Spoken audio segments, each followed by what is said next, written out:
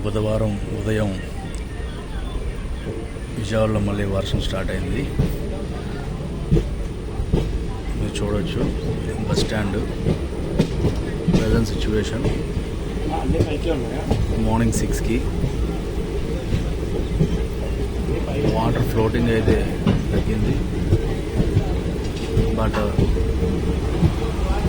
Rain అయితే మాత్రం తగ్గలేదు. జస్ట్